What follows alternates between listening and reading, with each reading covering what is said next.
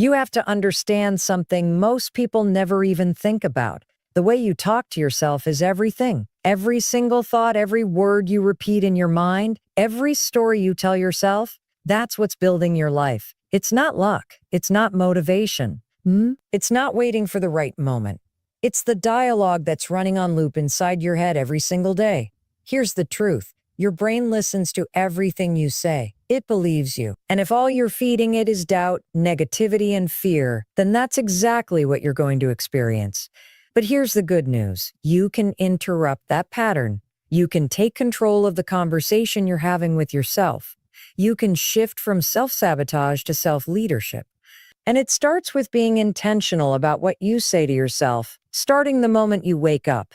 The reason this matters so much is because your self-talk shapes your decisions. It shapes your mood. It shapes your confidence. Your entire experience of life is filtered through the beliefs you carry. And those beliefs are constantly being reinforced by your words.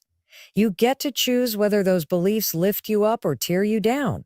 But you have to be conscious about it. You have to decide that your mind is your responsibility. I want you to think about the last time you felt stuck or overwhelmed. Maybe it was this morning. Maybe it's every morning. What were you telling yourself? I can't do this. I'm not ready. What's the point? Those aren't facts. They're scripts. And the problem is, if you keep running those scripts long enough, they start to feel like your truth. But they're not. They're just habits, mental habits. And just like any habit, they can be changed. Here's the science behind this. Your brain is constantly building and reinforcing neural pathways. Every time you repeat a thought, you're strengthening that pathway, making it more automatic. So if you keep telling yourself, I'm not good enough, that thought becomes the default. But if you start saying, I've got this, or I can figure this out, or I'm doing my best, and that's enough, you build new pathways. You literally start to rewire your brain to work for you instead of against you. This isn't just motivational fluff. This is neuroscience. It's how behavior and thought patterns are created. So if you want to change how you feel, you start by changing what you say. You don't wait to feel confident. You say something that builds confidence. You don't wait to feel ready. You tell yourself, let's go, and you move. Now I get it. This takes effort. It's not natural at first, especially if you've been stuck in negative self-talk for years. But the beauty of the human brain is that it adapts. That's neuroplasticity. You train it just like a muscle. And every day is a new chance to choose better thoughts, to build a better story, to tell yourself the truth, not the fear, not the excuses, but the truth about who you are and what you're capable of. Let me tell you something I say to myself every single morning. You're in control now. That's my anchor. Because when I say that, I remember that I don't have to be ruled by emotion. I don't have to follow fear. I don't have to believe every thought I think. I can step in. I can lead myself, and so can you. You don't need to be perfect. You don't need to have it all figured out. But you do need to show up for yourself. You need to stop tearing yourself down from the inside. Because if you don't back yourself, who will? If you don't speak life into your dreams, who will? If you don't remind yourself that you're strong, capable, resilient, then your brain will default to the doubt. It will default to fear, and you deserve better than that. So here's the bottom line. Your words are powerful. Use them wisely. Every day, tell yourself something that moves you forward, something that grounds you, something that reminds you of your strength, your purpose, and your potential. Because the life you want, it starts with the way you talk to yourself every single day. That's the secret weapon most people overlook when it comes to changing their mindset. If you want to create real, lasting change in your life, you have to understand how your brain works, and repetition is at the heart of it. Your brain is designed to learn through patterns. It's constantly looking for shortcuts, for ways to make your life easier by turning repeated behaviors into automatic habits. That's called neuroplasticity, and it's one of the most powerful tools you have. Let's break it down. Every time you think a thought or take an action, your brain fires off a neural connection. The more often you repeat that thought or action, the stronger the connection becomes. Eventually, your brain doesn't even have to think about it. It becomes automatic. That's how habits are formed. That's how routines are built. And that's exactly why repeating positive, intentional self-talk every day isn't just motivational. It's transformational. You're literally training your brain to think in a new way.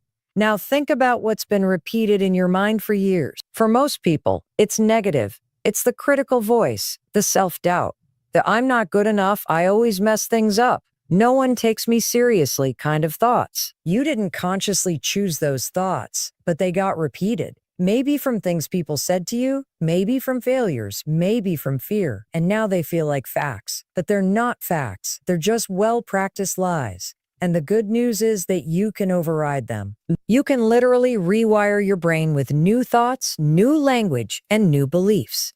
But it takes repetition. This is why it's not enough to say something positive to yourself once and expect to feel different. That's not how your brain works. You've got years, maybe decades of repeated negativity to undo. And that's okay, because the moment you commit to doing the work, to showing up daily and telling yourself a better story, the shift begins. It doesn't happen all at once, but it does happen, one intentional thought at a time. Imagine waking up every morning and starting your day by saying, I am in control of my choices. At first, it might feel weird. Maybe you don't believe it. That's normal, but you say it anyway. Every day, you anchor it into your morning, and slowly, your brain starts to recognize that pattern. It starts to believe it. The more you repeat it, the more natural it becomes. And one day, something happens. You're in a situation where you normally react with stress or fear, but instead you pause. You take a breath. And without even thinking, that phrase comes to mind. I am in control of my choices. And you respond instead of react. That's not an accident. That's neuroplasticity in action. The same goes for any affirmation that speaks to the kind of person you want to become. I can handle this. I'm getting better every day. My dreams matter. These aren't just words, they're tools, and when you use them with repetition, they reshape your mindset, your confidence, and your actions. But you've got to say them like you mean them. You've got to say them with intention, not just once a week, not just when you feel good, every single day. There's this myth that if you say affirmations but don't believe them, they don't work. That's false. You're not doing this to trick yourself. You're doing this to build belief, and belief is built through repetition. You didn't wake up one day with self-doubt. It was built over time. So is confidence. So is courage. So is clarity. You earn those things through consistent, intentional practice. Let me tell you something you need to hear. Your brain is not your enemy. It's not trying to sabotage. It's just doing what it's been trained to do. And that means you have the power to retrain it. But you have to show up every day. You have to be deliberate about what you say, how you say it, and how often you repeat it. Repetition is how you take control of your mindset. It's how you break the old patterns and create new ones. It's how you go from thinking, I can't, to knowing, I will. So don't just say something positive once and expect a miracle. Say it until it becomes your truth. Say it until it becomes automatic. Say it until your brain rewires itself to match the future you're creating. Because when you harness the power of repetition, you don't just change what you think, you change who you become. Confidence is not something you're born with. It's not some magical trait that only a few lucky people have. Confidence is a skill. Just like riding a bike, just like learning a new language, just like building muscle in the gym, it can be developed, practiced, and strengthened over time. And the way you train this skill starts with how you talk to yourself every single day. We live in a world that makes you believe that confidence comes after you succeed, after you lose the weight, after you get the job, after you prove something. But that's backwards. Real confidence comes before the result. It's not the outcome that creates confidence. It's the belief that you can handle whatever comes next.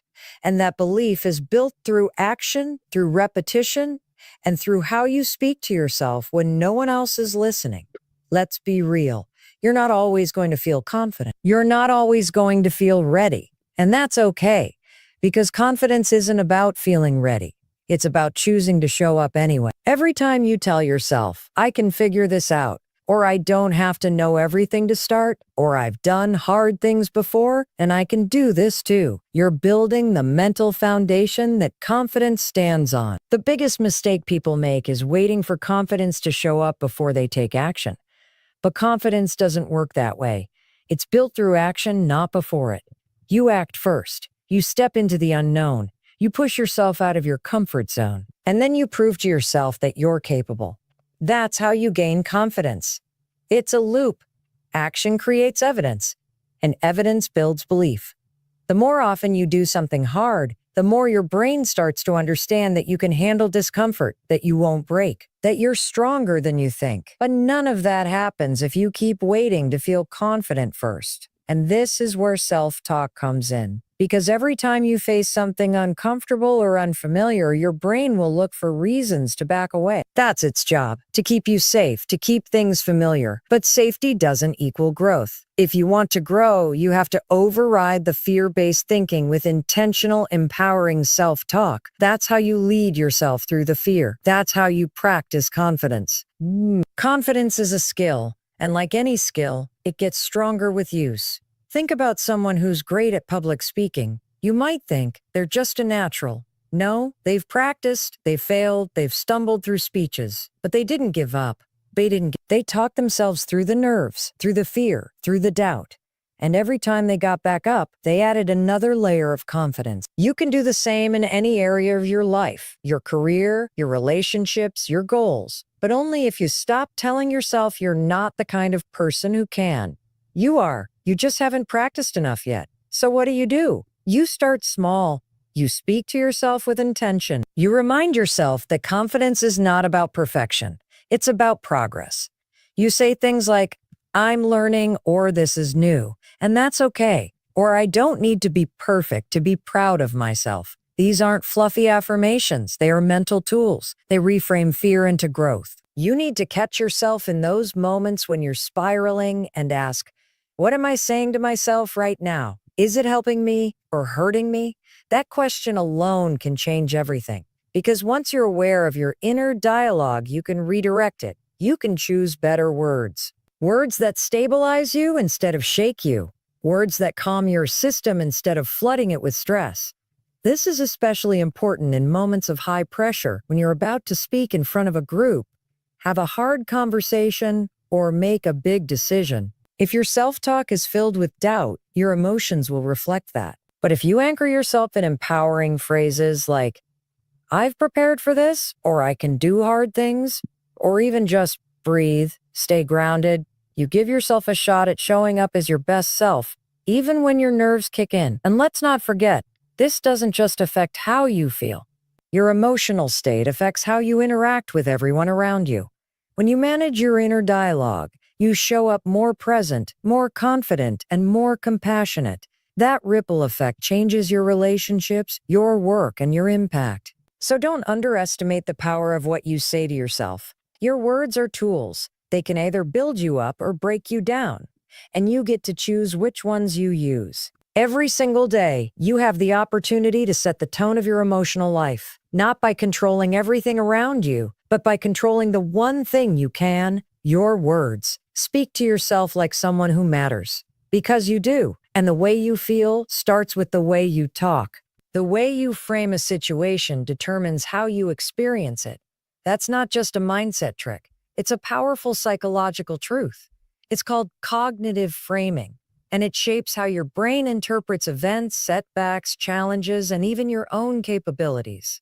You are constantly framing your experiences, whether you realize it or not. The problem is, most people are doing it unconsciously. They're letting fear, past failures, or other people's opinions dictate how they see what's happening.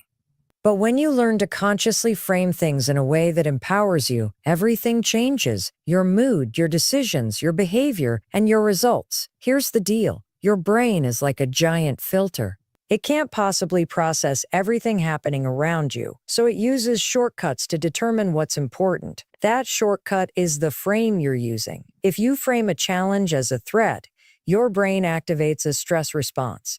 It narrows your focus, spikes your anxiety, and pushes you into survival mode. But if you frame that same challenge as an opportunity to grow, your brain shifts into problem-solving mode. You stay calmer, more open-minded, more focused. It's the exact same situation, but two totally different outcomes, depending on how you frame it. Let's say you're about to take on something new. Maybe you've been asked to lead a project, give a presentation, or step into a bigger role. If your frame is "I'm not ready for this," you'll feel insecure. You'll second guess yourself. You'll hesitate. But if your frame is "this is a chance to grow and I'll learn as I go," you show up differently. You'll still feel nervous, but you'll also feel capable.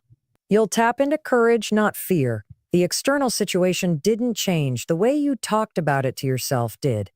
This is why self-talk matters so much. Your inner dialogue is how you create your frame. When you catch yourself saying things like, "This always happens to me," or "I'll probably fail," or "I can't handle this," you're choosing a frame of defeat. That frame leads to resignation, avoidance, or burnout. But when you interrupt that thought and say something like, "This is temporary," or "I can find a solution," or "one step at a time," you're choosing a frame of resilience. That frame activates your strengths instead of your fears. It's important to understand that framing doesn't mean denying reality. You're not pretending things are easy when they're not. You're not ignoring the fact that life can be hard. What you're doing is choosing a frame that helps you respond with clarity and strength. It's the difference between reacting emotionally and responding intentionally. Life is going to throw challenges your way, that's guaranteed. But how you frame those challenges is entirely up to you. Let me give you a powerful example. Two people lose their job. One person frames it as "I'm a failure. This is the worst thing that could happen." The other frames it as "this is my chance to find something better and take control of my career." Who do you think moves forward faster? Who learns from the experience? Who bounces back stronger? It's not about who had more skills. It's about who chose the more empowering frame. And this applies to your daily life too.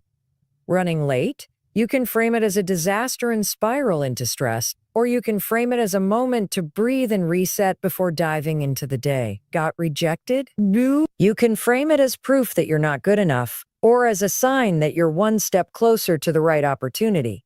Your frame becomes your experience, and your experience becomes your life. Here's the challenge.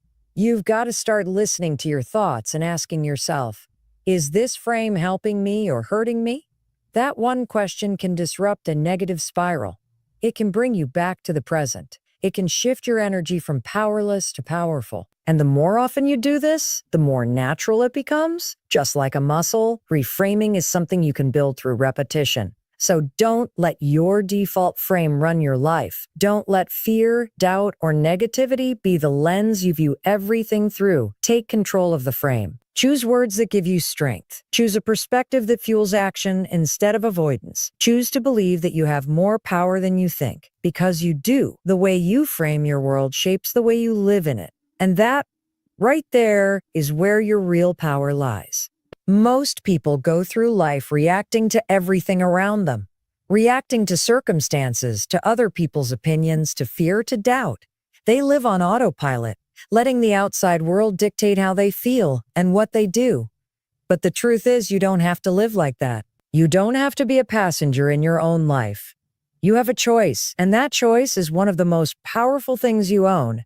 The choice to focus on what you can control. When life feels overwhelming, when nothing seems to be going your way, when you're facing setbacks or uncertainty, the fastest way to reclaim your power is to zoom in on what's actually within your control.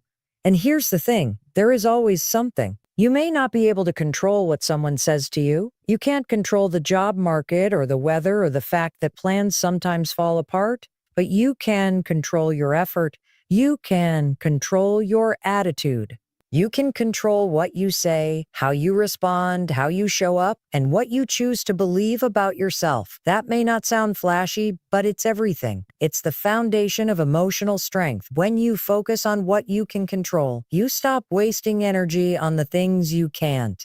You stop spiraling, you stop blaming, you stop waiting for the world to make you feel okay. Instead, you take ownership of your thoughts, your actions, and your next step. And that's where progress lives. It's easy to fall into the trap of trying to control everything. We all do it. We think if we can just manage all the moving pieces, if we can get everyone to like us, if we can avoid every mistake or setback, then we'll finally feel safe. But that's an illusion. The more you try to control the uncontrollable, the more anxious and frustrated you feel. And the more you release the things that are outside of your control, the more calm and focused you become. Let's take an example. You're working on a goal, and it's taking longer than expected. You don't control how fast things move. You don't control other people's timelines or decisions. But you do control whether or not you show up today. You control whether you complain or commit. You control whether you talk yourself out of trying or you remind yourself why you started. That control, that internal decision, is where transformation begins. When you shift your focus from outcomes to effort, from what you don't have to what you can do, you gain momentum. You start to trust yourself more. You stop waiting for permission or perfect conditions. You start to build resilience because you realize that you're not at the mercy of everything around you. You are the constant in the chaos. You are the one choosing how to think, how to act, how to lead yourself through the hard stuff. And it's not just about action, it's about mindset. You can't always control your first thought, but you can control your second one. You can catch yourself thinking, "I'll never figure this out," and replace it with, "I'm going to take it one step at a time." You can feel overwhelmed and still say to yourself, "I've done hard things before. I can do this too." That's emotional discipline. That's strength. That's you being the kind of person who leads yourself even when things feel uncertain. This is what separates people who move forward from people who stay stuck. It's not luck. It's not talent. It's the ability to focus on what's in your hands and let go of the rest. Every day you wake up with a choice. You can complain or take action. You can dwell on what went wrong or focus on what's next. You can give your power away or you can own it. So start asking yourself, what is in my control right now? What can I do with what I have where I am in this moment? Maybe it's taking a small step. Maybe it's adjusting your attitude. Maybe it's reminding yourself that one setback doesn't define the story. Whatever it is, do that. And do it again tomorrow. And the day after that. Because when you consistently focus on what you can control, you start to feel more capable, more confident, and more grounded. No matter what life throws at you, this is how you build a life you're proud of. Not by waiting, not by wishing, but by owning your power day by day, decision by decision. That's how you move forward. That's how you grow. And that's how you win. One of the biggest traps we fall into is believing that our past defines us, that the mistakes we've made, the failures we've experienced, the things that didn't go the way we hoped, they somehow become the limit of what we're allowed to do next. But that's not true. Your past is not your potential. Your past is a chapter, not the whole story. And if you keep rereading the same chapter over and over, you'll never move forward to the part where things start getting good. We've all messed up. We've all made decisions we wish we could take back. We've all had times when we felt stuck, lost, or like we weren't good enough. But just because you've been there doesn't mean you have to stay there. The only way your past has power over you is if you keep dragging it into your present. If you keep repeating the same story to yourself, "I always screw things up," or "I'm not the kind of person who can do this," or "I tried before and failed, so why bother?" then of course you're going to feel stuck. That story becomes a cage, and you're the one holding the key. You don't need permission to move forward. You don't need to wait for the perfect conditions or for someone to say, "It's your time now." You get to decide that right now. You get to say, "I've learned from what happened. I'm stronger because of it. And I'm not going to let it define what I do next." That's what growth looks like. It's not about pretending the past didn't happen. It's about owning it, learning from it, and refusing to let it control you. There's a reason the windshield is bigger than the rearview mirror, because where you're headed is more important than where you've been. Yes, glance at the past. Reflect on it, learn from it, but don't stare at it. Don't get stuck in regret. Don't let guilt or shame hold you hostage. You are not your worst decision. You are not the version of yourself that didn't know what you know now. You've grown. You've changed. And you're allowed to become someone new. One of the most powerful things you can do for yourself is to say, "I forgive myself." That doesn't mean excusing what you did. It means refusing to carry the weight of it for the rest of your life. It means giving yourself the freedom to try again, to rebuild, to rise, because that's what you deserve. Everyone falls. Everyone fails. But not everyone gets back up. The people who do, the ones who rise, they're not better than you. They just made a different decision. They chose to stop letting the past be the excuse. So ask yourself, what are you still holding on to? What story from your past are you using to keep yourself small? Is it a failure, a relationship, a time you gave up too soon? Whatever it is, it happened. It's done. And it doesn't get to steal your future unless you let it. The moment you decide to stop living in the past is the moment you reclaim your power. And that decision, that's 100% in your hands. Start speaking to yourself like someone who's allowed to grow, who's allowed to evolve, who's allowed to rewrite the story. Say to yourself, that version of me did the best they could with what they knew. But I'm not that person anymore.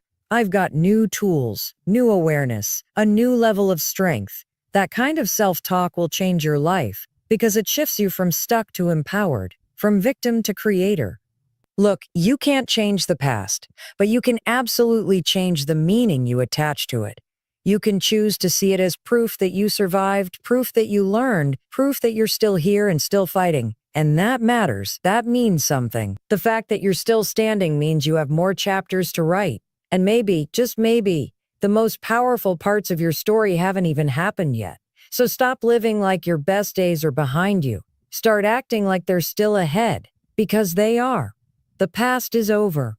The lessons stay, but the shame doesn't have to. You've got today. You've got right now. And that's more than enough to begin again. Not because everything's perfect, but because you're finally ready to believe that your future doesn't have to look like your past. You're not stuck. You're just early in the process of becoming who you're meant to be. Keep going, keep growing. And whatever you do, don't look back.